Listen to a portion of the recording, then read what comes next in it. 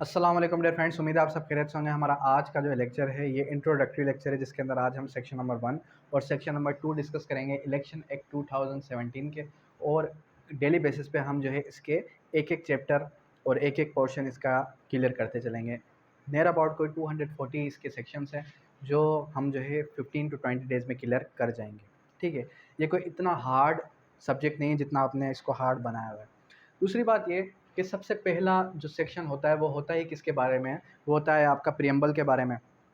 तो section number 1 किस चीज़ की बात कर रहा है? शॉर्ट टाइटल एक्सटेंड के बारे में। इसका शॉर्ट टाइटल क्या है, इसकी डेट ऑफ इन्फोर्समेंट क्या है। अब इसकी जो डेट ऑफ इन्फोर्समेंट है वो क्या है, वो है 2 अक्टूबर 2017। ये आपने याद रख लेनी है। जब हम आ जाएंगे किसके ऊपर एप्लीकेबिलिटी की बात करेंगे, तो जाहिर सी बात है ये पूरे के पूरे पाकिस्तान पर एप्लीकेबल है। पाकिस्तान के अंदर जितने भी इलेक्शंस होते हैं वो इलेक्शन एक्ट 2017 के तहत होते हैं। आइदर वो सूबाई इलेक्शन हो या फिर जो है मुल्क के इलेक्शन हो। अब दूसरी बात कि क्या सिर्फ और सिर्फ ये एलएलबी के लिए ही बहुत इंपॉर्टेंट है? देखें, इलेक्शन कमीशन ऑफ पाकिस्तान में भी बहुत सारी जॉब्स आती हैं। जब आप उस जॉब के अंदर अप्लाई करेंगे तो जॉब के अंदर अप्लाई करने के लिए भी आपको ये पढ़ना पड़ेगा। ठीक है, क्योंकि उस इलेक्शन एक्ट 2017 से रिलेटेड भी सवाल आ जाते हैं। ठीक है, अब जब हम डेफिनेशन की तरफ चलेंगे तो डेफिनेशंस बहुत ही इंपॉर्टेंट है। इसकी डेफिनेशंस थोड़ी बहुत ज़्यादा हैं सेक्शन नंबर 2 से रिलेटेड। सेक्शन नंबर 2 जाहिर सी बात है किसी भी एक का होता ही क्या है, डेफिनेशन क्लासेस के बारे में बात करता है वो। और डेफिनेशन का मकसद क्या होता है कि ये जो वर्ड्स हैं जो कि यूज़ किए गए हैं सेक्शन नंबर 2 के अंदर, ये पूरे के पूरे एक्ट पर एप्लीकेबल हैं और ये आपको हेल्प आउट करेंगे आगे चल के जितने डिफरेंट वर्ड्स हैं उनको समझने के लिए। अंडरस्टैंड? अब यहाँ पर जो हमारे पास सेक्शन नंबर 2 के अंदर पहली डेफिनेशन है वो है आलिम की। तो आलिम के बारे में कुछ इसने यूँ कहा कि मीन्स आलिम कि एक ऐसा शख्स जिसने ग्रेजुएशन की हुई हो, 16 जमात पास हो और उसने 16 साल स्टडी की हो किसके अंदर, आपकी दीन के बारे में, तो उसको हम आलिम का नाम दे सकते हैं। ठीक है, उसके बाद has at least 20 years experience as a teacher और researcher in field principles of philosophy Islam, यानी कि इस्लाम के अंदर उसकी एक्सपीरियंस कितना हो, 20 ईयर्स। 20 ईयर्स का एक्सपीरियंस हो उसका टीचिंग का, आइदर रिसर्चर का। ठीक है, फिर उसके बाद आ जाता है नेक्स्ट हमारे पास जो नेक्स्ट इसकी डेफिनेशन है, वो नेक्स्ट डेफिनेशन क्या है? Application of local government laws. Application of local government laws. इसकी डेफिनेशन के अंदर हमें सिंपली ये बात कर रहा है, means N act Majlis Shura of the parliament for establishment of local government including an ordinance. कह रहा है कि लोकल गवर्नमेंट के लिए जो भी एक ऑर्डिनेंस पास हुआ या भी कोई भी एक्ट पास हुआ पार्लियामेंट के थ्रू, तो उसको हम क्या कहेंगे? उसको हम कहेंगे कि ये application of local government laws है। फिर उसके बाद जो नेक्स्ट आ जाती है आर्टिकल्स। आर्टिकल्स का मतलब क्या है? आर्टिकल्स ऑफ द कॉन्स्टिट्यूशन के आइन, पाकिस्तान के आइन के अंदर जो 280 आर्टिकल हैं, ये उसकी बात कर रहा है कि उसको हम इसके अंदर काउंट कर सकते हैं। उसके बाद नेक्स्ट जो हमारे पास सेक्शन है वो क्या बात करता है? सब सेक्शन इसका असेंबली के बारे में। अब इसकी असेंबली के अंदर बात की जा रही है कि either national assembly either provincial assembly. तो जब बात की जाएगी किसकी? असेंबली की, तो असेंबली के अंदर आपकी नेशनल असेंबली भी आ गई और प्रोविंशियल असेंबली भी आ गई। फिर उसके बाद नेक्स्ट आ जाएं आप, नेक्स्ट आ जाएगा asset. Asset means any property owned और held by the candidate of the member, कि जो भी उसके असासाजात हैं उस असासाजात को हम एसेट कहेंगे। उसके बाद code. Code means CrPC. Code का मतलब क्या है? सीआरपीसी, के यहाँ पर आपका सीआरपीसी एप्लीकेबल है। उसके बाद नेक्स्ट सेक्शन जो है वो आ जाता है किसका? कमीशन। जहाँ भी इस पूरे के पूरे एक के अंदर कमीशन की बात की जाएगी, तो कमीशन की जहाँ भी बात की जाएगी तो उसको हम एज कंसीडर करेंगे कि यहाँ पर बात की जा रही है इलेक्शन कमीशन ऑफ पाकिस्तान यानी कि ईसीपी की। अंडरस्टैंड? उसके बाद commissioner. Commissioner means chief election commissioner. Commissioner कौन होगा? कमिश्नर वो शख्स होगा जो कि चीफ इलेक्शन कमिश्नर होगा, appointed under 213 constitution of Pakistan. और उसके बाद constituency means the constitution delimited under this act. Constituency, constituency जो कि डिलिमिटेड हो, जिसको डिलिमिट किया जाए, जिसको बताया जाए कि आपकी ये दायरा इख्तियार है, उसको हम कहेंगे कॉन्स्टिट्यूंसी। इलेक्शन एजेंट कौन होता है? अब ये सवाल लास्ट टाइम भी आ चुका है कि आप ये बताएं कि इलेक्शन एजेंट कौन होता है। Means a person appointed by the candidate. Election agent कोई भी ऐसा शख्स जो कि अपॉइंटेड हो, किसके ज़रिए से? कैंडिडेट के ज़रिए से या फिर उसके इलेक्शन एजेंट के ज़रिए से। अंडर दिस एक्ट उसको हम कहेंगे क्या? कि वो अपॉइंटेड है कैंडिडेट के ज़रिए से। मिसाल के तौर पे एक शख्स खड़ा होता है तो उसको हम क्या कहेंगे? कैंडिडेट कहेंगे। और उसने अपना एक इलेक्शन एजेंट मुंतखब किया। जब वो अपना इलेक्शन एजेंट मुंतखब करेगा तो उस इलेक्शन एजेंट का काम ये होगा कि वो वहाँ पर जाए पोल के अंदर और वो ये देखे कि आइदर वहाँ पर किसी किस्म की धांधली तो नहीं हो रही, ठीक है, ताकि वो आगे चल के अपने उस कैंडिडेट को बता सके, ठीक है।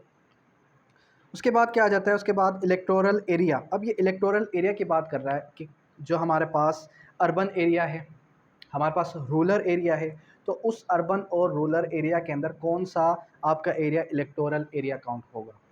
तो जब बात की जाएगी किसकी? इलेक्टोरल एरिया की, तो इलेक्टोरल एरिया के अंदर जहां बात की जाएगी इलेक्टोरल एरिया की, तो वहां पर सिंपल ये कह रहा है कि it in rural areas a village और सेंसस ब्लॉक, जहां पर रूरल एरिया होगा तो वहां पर क्या होगा? वहां पर होगा आपका विलेज, विलेज काउंट होगा, या फिर आपका काउंट हो जाएगा सेंसस ब्लॉक, सेंसस ब्लॉक, उसको हम कहेंगे कि ये आपका रूरल एरिया है। और जहाँ पर बात की जाएगी अर्बन एरिया की, अब जब अर्बन एरिया की बात होगी तो अर्बन एरिया के अंदर क्या काउंट होगा? अर्बन एरिया के अंदर आपका काउंट होगा म्यूनसिपल वार्ड, सेंसस ब्लॉक, सच अ सेंसस ब्लॉक, ठीक है, जहाँ पर आपका एक मोहल्ला आ गया, ठीक है, या फिर मोहल्ले से हट के अगर आप आएंगे म्यूनसिपल वार्ड, सबसे छोटा एरिया क्या होता है किसी भी सिटी का? वो होता है वार्ड, ठीक है। ये एक कॉन्फ्लिक्टिंग वर्ड है वार्ड। वार्ड हम जो है गार्डियन एंड वार्ड एक्ट के अंदर बच्चे को भी कहते हैं, लेकिन यहाँ पर वार्ड किसको कहा जा रहा है? सबसे छोटा पोल इलेक्शन के लिए, उसको हम वार्ड कहते हैं। उसके बाद नेक्स्ट जो हमारे पास डेफिनेशन क्लासेस के अंदर डेफिनेशन है वो आ जाती है इलेक्शन ऑब्जर्वर। इलेक्शन ऑब्जर्वर कौन होता है? वो शख्स जो कि ईसीपी के थ्रू अपॉइंट हो और वो ऑब्जर्व करे किसको? इलेक्शंस को, उसको हम इलेक्शन ऑब्जर्वर कहते हैं। उसके बाद electoral roll means a electoral roll prepared, revised, corrected under this act. Electoral roll क्या होगा? इलेक्टोरल रोल, इलेक्टोरल रोल हम उसको कहेंगे जो कि क्या हो? जो कि प्रिपेयर किया जाए, रिवाइज किया जाए। क्या किया जाए? प्रिपेयर किया जाए या रिवाइज किया जाए या करेक्ट किया जाए इस एक्ट के तहत, उसको हम क्या कहेंगे? इलेक्टोरल रोल कहेंगे। उसके बाद आ जाएगा form means form appointed under this act. अब इस एक्ट के एंड में आपको एक फॉर्म दिखेगा। वो फॉर्म किस चीज़ का फॉर्म है? वो फॉर्म इस चीज़ का फॉर्म है कि अगर आप किसी भी सीट पर खड़े हो रहे हैं, चाहे नेशनल असेंबली के लिए या फिर प्रोविंशियल असेंबली की बुनियाद पे, तो फिर आप उस फॉर्म को फिल करेंगे। फिर कोड ये देखिए, वो ईसीपी ये देखिए कि आइदर आप इसके लिए एलिजिबल हैं या नहीं है। उसके बाद आ जाता है गवर्नमेंट के अंदर जब बात की जाएगी गवर्नमेंट के, तो गवर्नमेंट यानी कि दो किस्म की गवर्नमेंट है हमारे पास, फेडरल या फिर प्रोविंशियल। तो ये दोनों गवर्नमेंट्स की बात कर रहा है। उसके बाद आ जाता है हमारे पास गवर्नमेंट ड्यूज़। जो भी गवर्नमेंट के ड्यूज़ वगैरह हैं, गवर्नमेंट के ड्यूज़ वगैरह हैं, उसके बारे में बात कर रहा है ये, ठीक है। और फिर loan means any loan advance credit finance of 13 December 1985 but shall not include the recovery. कह रहा है कि लोन मतलब कि आपने अगर गवर्नमेंट से किसी किस्म का लोन, कर्जा वगैरह लिया हुआ है, उसको हम लोन कहते हैं। लोकल गवर्नमेंट के बारे में पहले भी डिस्कस कर चुका हूँ कि लोकल गवर्नमेंट मींस वो गवर्नमेंट जिसको हम लोकल, जिसके अंदर आप ये देखते हैं कि जिस तरीके से हमारे पास सिंध लोकल गवर्नमेंट एक्ट 2013 है, तो उसके तहत अगर कोई भी अपॉइंट होता है तो वो तो हो गया लोकल गवर्नमेंट, लोकल बॉडीज़ जो अपॉइंट होती हैं, तो ये उसके बारे में बात कर रहे हैं। मेंबर मतलब कि असेंबली का मेंबर, सेनेट का मेंबर या फिर लोकल गवर्नमेंट का मेंबर, उसको हम मेंबर कहेंगे। उसके बाद पॉलिटिकल पार्टी। अब देखें पॉलिटिकल पार्टी जो होती है वो किस तरीके से फॉर्म अप होती है।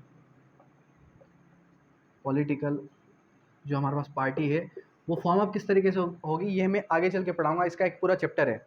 तो यहाँ पर ये कह रहा है means an association of citizen combination of group, कह रहा है कि एक ऐसा ग्रुप जो कि पॉलिटिकल पार्टी हो, जो कि एक ही ग्रुप के लिए काम करे, एक ही उसका पर्पस हो, उसको हम पॉलिटिकल पार्टी कहते हैं। वो एसोसिएशन भी हो सकती है, ग्रुप ऑफ पीपल भी हो सकते हैं, लेकिन वो स्टेट के वायलेशन नहीं करेंगे, स्टेट की खिलाफ वर्जी नहीं करेंगे। दूसरी बात, वो कॉन्स्टिट्यूशन ऑफ पाकिस्तान के खिलाफ नहीं जाएंगे, ठीक है, पाकिस्तान का जो बेसिक पर्पस है उसके खिलाफ नहीं जा सकते। ये क्या है, ये हमारे पास पॉलिटिकल पार्टी का एजेंडा होना चाहिए कि कभी भी वो वायलेशन नहीं कर सकते पाकिस्तान की स्टेट की, ठीक है, या फिर कोई भी किसी किस्म की वो वायलेशन नहीं कर सकते कॉन्स्टिट्यूशन ऑफ पाकिस्तान की। फिर पॉपुलेशन की जहाँ बात की जाएगी, पॉपुलेशन मींस कि in accordance with the last proceeding census officially announce. देखें, आप हर साल देखते हैं कि हर साल मरदमशुमारी होती है, तो मरदमशुमारी होने के बाद जो भी कलेक्टिवली जो बनता है कि भाई ये इतनी मरदमशुमारी हुई है, अब पाकिस्तान की जो टोटल पॉपुलेशन है वो इतनी है, उसको हम पॉपुलेशन का नाम दे देंगे।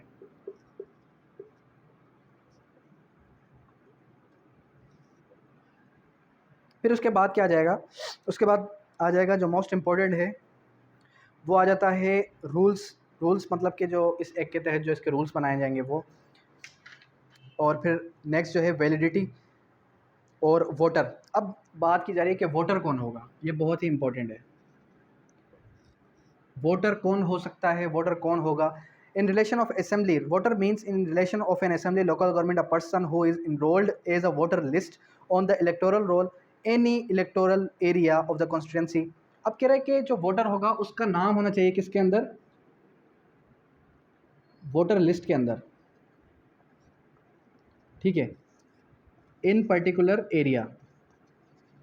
देखें, मिसाल के तौर पे अगर कोई भी शख्स जिस एरिया के अंदर रहता है, अब आप अपने एनआईसी उठाएं तो एनआईसी के पीछे आपका एक होगा मुस्तकिल पता, एक होगा टेम्परेरी पता। अब जो परमानेंट एड्रेस है आपका वो कुछ और है और टेम्परेरी एड्रेस आपका कुछ और है।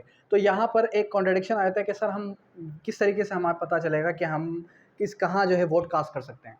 जो आपका परमानेंट एड्रेस है उस एड्रेस के तहत आपकी वोटर लिस्ट के अंदर आपका नाम नॉमिनेट होगा कि आप वहाँ जाके उस पोल के अंदर अपना उस पोलिंग बूथ के अंदर आप जो है अपना वोट कास्ट कर सकते हैं। लेकिन अक्सर ऐसे सूबाई लेवल पे, प्रोविंशियल लेवल पे या फिर जो है नेशनल लेवल पे ऐसे जॉब्स वाले हैं जो कि out of the city, out of the area या फिर आउट ऑफ द प्रोविंस जाकर भी जॉब्स करते हैं। तो वो किस तरीके से अपना नाम लिखवाएंगे वोटर लिस्ट के अंदर, तो वो जहाँ भी होंगे उस पर्टिकुलर एरिया के अंदर, उस पर्टिकुलर एरिया के अंदर जहाँ वो जॉब करते हैं, वहाँ उधर की जो वोटर लिस्ट है with their caste, with their application, वो साथ में देंगे एक एप्लीकेशन। तो एप्लीकेशन देकर वो उस वोटर लिस्ट में अपना नाम नॉमिनेट करवा सकते हैं कि हम जो है हमारी ये जॉब है और जिसके पर्पज़ की वजह से हम अपने प्रॉपर एड्रेस पर नहीं जा सकते वोट कास्ट करने, ठीक है। तो ये हो गया वोटर के डेफिनेशन। उसके बाद कुछ खास डेफिनेशन नहीं है। अब सेक्शन नंबर 1 और सेक्शन नंबर 2 के अंदर सिंपली था ही क्या, सिंपली हमें उसने इतना बताया कि जो ये डेफिनेशंस हैं ये आगे चल के किस बारे में, ये इस पूरे के पूरे एक्ट के ऊपर एप्लीकेबल हैं। अब देखें, इसके अंदर कोई ऐसा कोई वर्ड, ऐसा कोई आपको, मैं नहीं समझता ऐसा कोई ऐसी कोई डेफिनेशन आई होगी जो हार्ड हो, लेकिन डेफिनेशन समझने का मकसद ये होता है कि आगे पूरा का पूरा एक्ट हमारे लिए ईजी हो जाए। अंडरस्टैंड। अब कल से हम क्या करेंगे, कल से हम एक एक चैप्टर डेली बेसिस पे रीड आउट करेंगे, डिस्कशन करेंगे। अब यहाँ तक किसी भी किस्म की कोई भी क्यूरी है, कोई भी क्वेश्चन है तो आप कर सकते हैं। Thank you, that's all.